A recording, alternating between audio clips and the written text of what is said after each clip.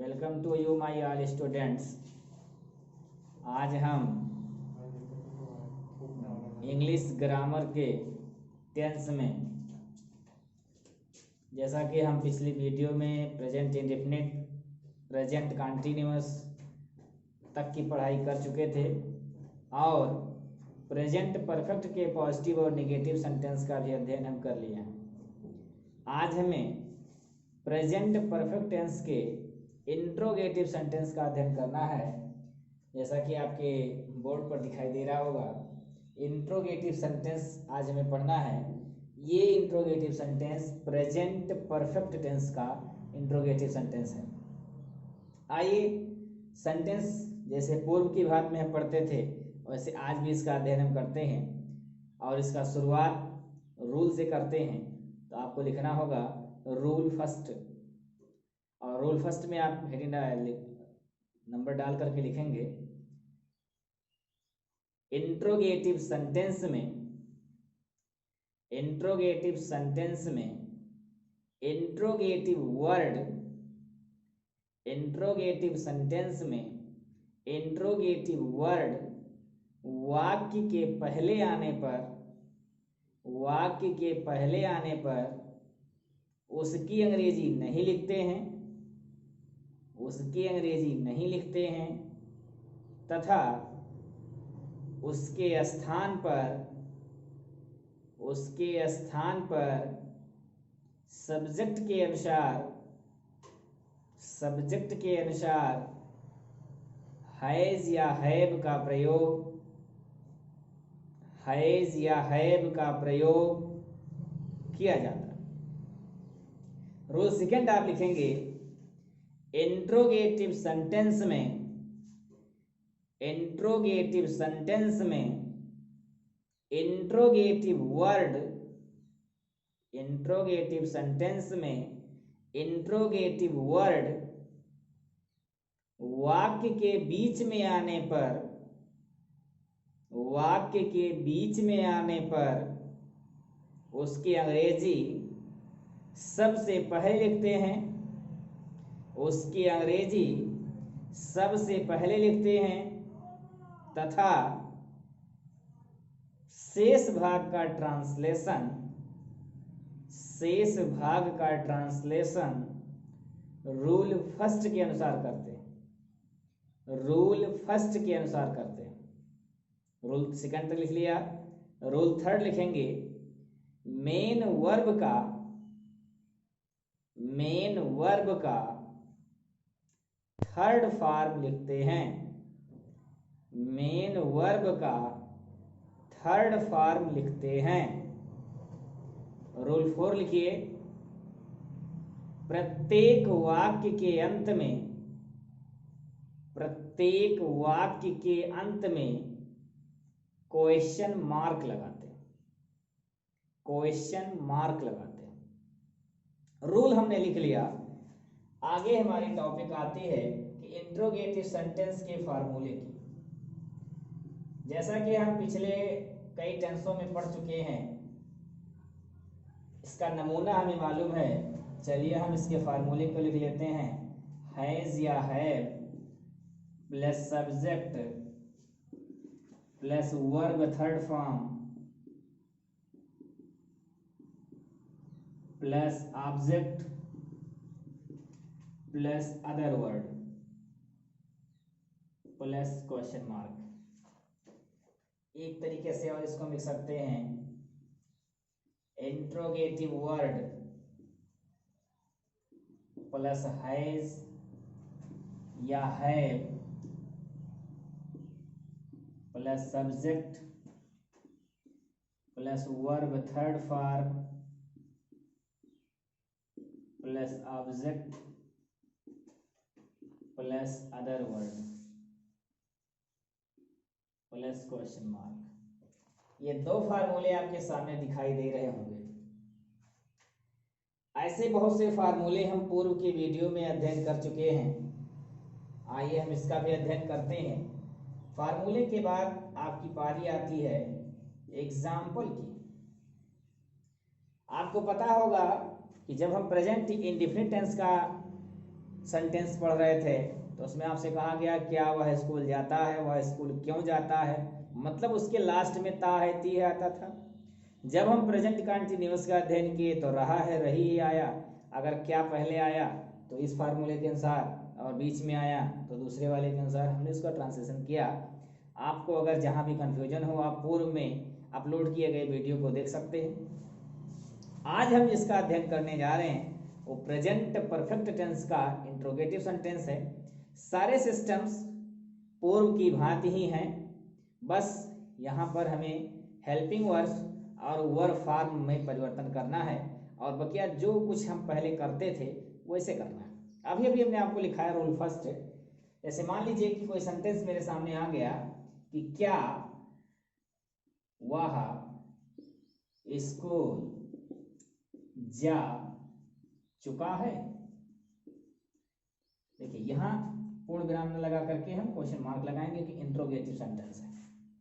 अगर ऐसा लिखा गया कि क्या वह किताब पढ़ चुके हैं, पढ़ चुके हैं।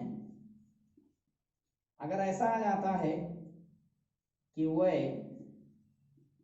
खाना क्यों खा चुके हैं,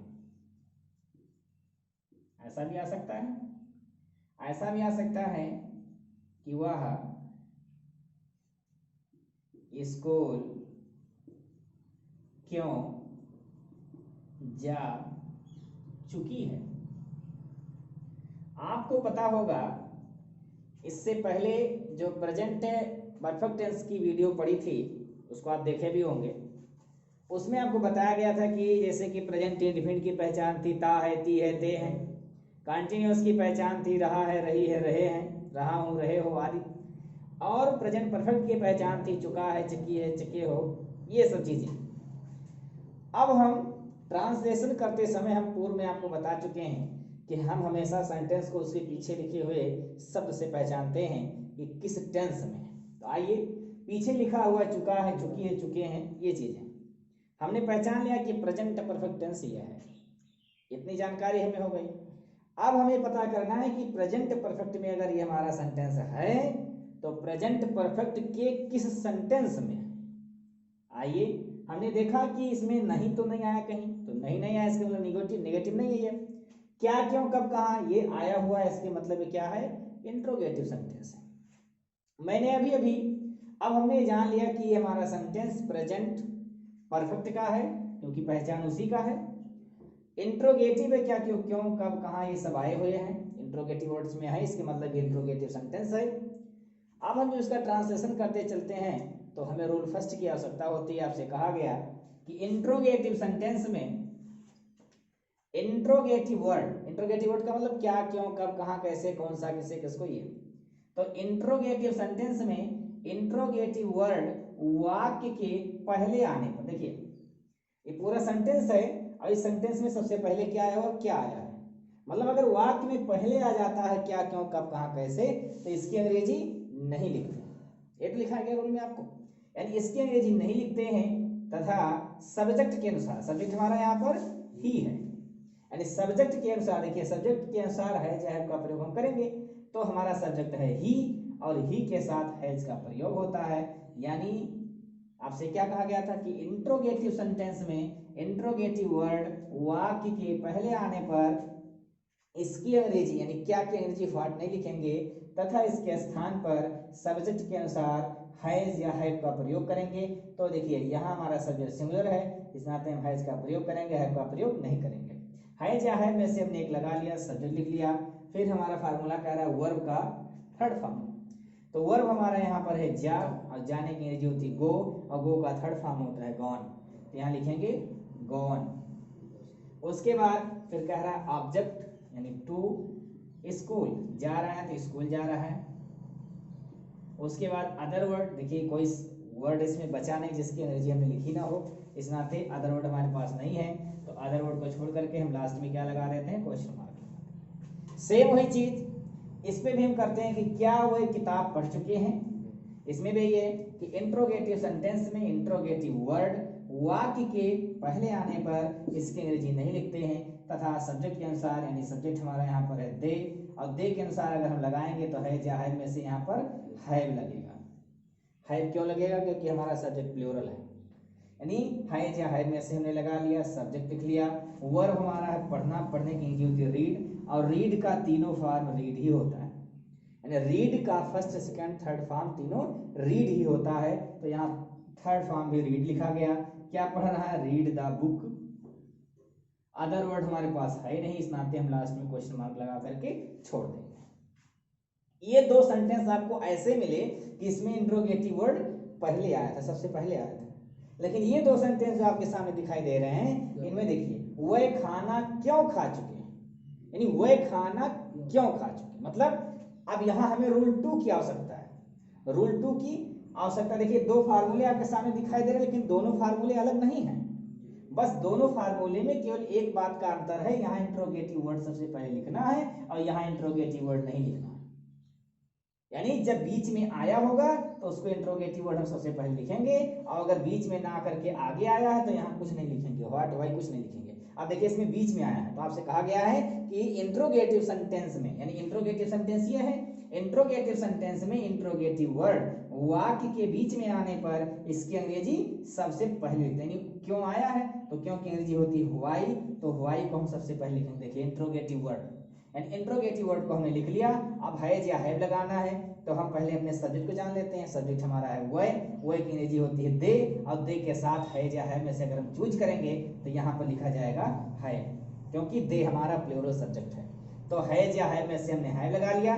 सब्जेक्ट हमारा वह है, वह की अंग्रेजी दे होती है, और वर्ब थर्ड फॉर्म यानी खाने की अंग्रेजी होती है ईट, और ईट का फर्स्ट फॉर्म ईट, सेकेंड फॉर्म एट, और थर्ड फॉर्म होता है ईटन। तो हो गया खाने की अंग्रेजी होती है ईट, ईट का third form eaten. Eaten the food, यानी फूड हमारा यहाँ पे ऑब्जेक्ट है, और लास्ट में हमको क्वेश्चन मार्क लगाना है क्योंकि यहाँ पर कोई भी अदर वर्ड बचा नहीं। अब फिर अगर हम इस सेंटेंस का ट्रांसलेशन करना चाहें तो हमें मिल रहा है वह स्कूल क्यों जा चुकी है। इसमें भी देखिए क्यों शब्द जो है वो वाक्य के बीच में आया है, तो जब बीच में आएगा तो इसकी अंग्रेजी हम सबसे पहले लिखेंगे, यानी व्हाई सबसे पहले लिखेंगे। अब यहाँ व्हाई लिख लिया, अब इंट्रोगेटिव वर्ड हो गया है या है में से लगाना है, तो यहाँ सब्जेक्ट क्या है हमारा वह, यानी लड़की कोई है, कोई जो मतलब लेडीज पर्सन है, वह यानी सी हमारा सिंगुलर है, और सिंगुलर के नाते हम हैज या हैव में से हैज का प्रयोग करेंगे। तो व्हाई हैज सी, ठीक। अब यहाँ वर्ब हमारा है जाने के लिए गो का थर्ड फॉर्म होता है गॉन, कहाँ जा रही है तो स्कूल। अदर वर्ड कोई है नहीं, इस नाते हम लास्ट में क्वेश्चन मार्क लगा के छोड़ देंगे। अगर अदर वर्ड होता तो इसी ऑब्जेक्ट के बाद हम अदर वर्ड को लिखते। अब हम उम्मीद करते हैं ये सारी चीजें आपके समझ में आई होंगी। हाँ, इस वीडियो में जो बहुत से लोग ऐसे होंगे कि आप पहली बार इस वीडियो को देख रहे होंगे, तो ध्यान रहे इससे आप घबराएं नहीं। पिछले वीडियो में हम आपको ये सब सारी बातें बता चुके हैं। पिछली बारी में हम सारी चीज जितनी भी वीडियो इसके पहले बनी हैं उसमें सेंटेंस को कैसे पहचानते हैं, टेंस को कैसे पहचानते हैं, सब्जेक्ट को कैसे पहचानते हैं, वर्ब को कैसे पहचानते हैं, ये सारी चीजें हम पिछली वीडियो में बता चुके हैं। अब यहाँ पर हमने सारी चीजें बताने की कोशिश की है। हाँ, सब्जेक्ट ऑब्जेक्ट और वर्ब ये अगर पहचानने में आपको यहाँ प्रॉब्लम होगी तो आप वीडियो नंबर 1, 2, 3 इसके पहले जो भी जितनी भी वीडियो इसके पहले पड़ी हुई हैं उसको आप जरूर देखिएगा, तो उससे आपको स्पष्ट हो जाएगा कि हम सब्जेक्ट ऑब्जेक्ट और वर्ब कैसे पहचानेंगे।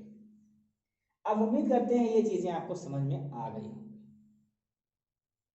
यदि आ गया है तो इसी पे डिपेंड करता है इंट्रोगेटिव निगेटिव सेंटेंस। अगर हम इंट्रोगेटिव निगेटिव सेंटेंस पढ़ लेते हैं प्रेजेंट परफेक्ट का, तो प्रेजेंट परफेक्ट टेंस हमारा खत्म हो जाएगा। आइए हम प्रेजेंट परफेक्ट के इंट्रोगेटिव इसी को चेंज कर लेना। हमने कहा नहीं कि इसी पे डिपेंड करता है इंट्रोगेटिव निगेटिव सेंटेंस।